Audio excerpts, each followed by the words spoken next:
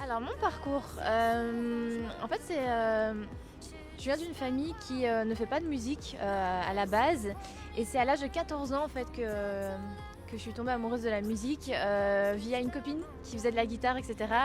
Et j'allais de temps en temps chez elle et du coup on faisait un peu de la musique ensemble, la guitare, on chantonnait, etc. Et je me disais purée mais j'adore ces sensations, c'est trop bien, je veux en faire plus quoi. Et donc du coup, à l'âge de mes 14 ans pour mon anniversaire, j'ai demandé une guitare à mes parents. Ils n'étaient pas trop chauds parce qu'ils se demandaient mais qu'est-ce que tu vas faire avec une guitare parce que genre, je ne l'avais jamais fait. Personne fait de la musique, j'ai pas fait de solfège. Et finalement, j'ai tenu bon, donc je l'ai eu. Et j'ai commencé comme ça, donc avec la guitare en autodidacte, avec des vidéos YouTube. Et c'est comme ça que le chant est venu aussi parce que ça a toujours été dans le but de m'accompagner au chant en fait parce que j'aimais trop chanter donc du coup ça c'est comment est-ce que j'ai commencé à faire de la musique. Ensuite ça m'a pas lâché, tous les jours je faisais que de la musique mais tout le temps. Mais j'étais très timide, tu vois, donc je restais dans ma chambre et tout. J'osais pas trop qu'on m'entende chez moi quand j'entendais une porte, tu vois, s'ouvrir ou quoi, je chantais tout bas. C'était très discret alors que ça prenait vraiment tout mon temps libre. Et puis ensuite, malheureusement est venue la période des études supérieures. Et là, avec l'UNIF, je faisais des études de pharmacie. C'était très prenant.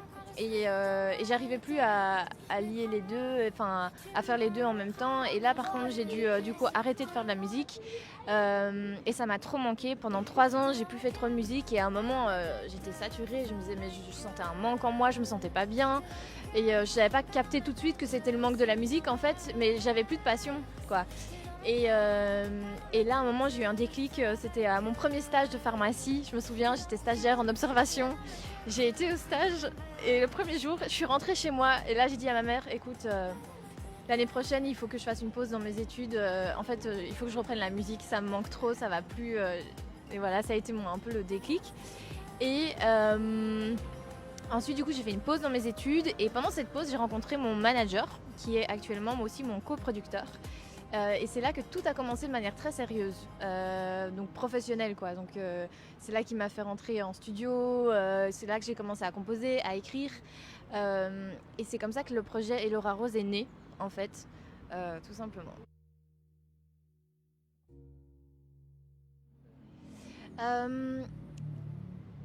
Les chansons qui m'ont fait aimer la musique, c'était par exemple Big Jet Plane de Angus et Julia Stones. Summertime Sadness de Lana Del Rey, tu vois ce genre-là très très folk un peu comme ça, très guitare en fait aussi. Enfin tu vois ça se mettait bien. Ensuite maintenant actuellement, je pense que des artistes comme Billie Eilish qui m'inspirent beaucoup. J'aime beaucoup son univers.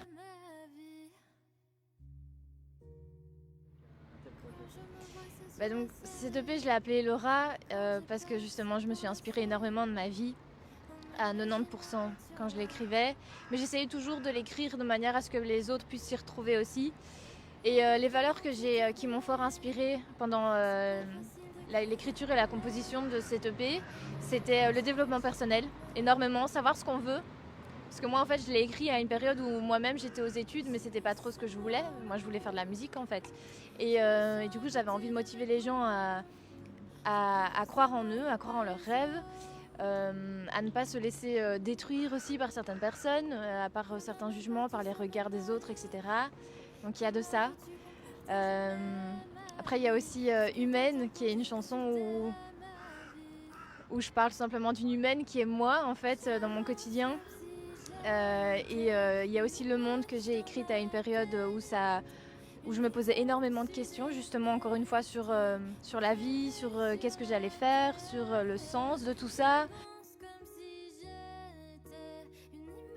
Évidemment, oui, il y a des concerts de prévus. D'ailleurs, je pense le 6 mai à Saint-Gilles.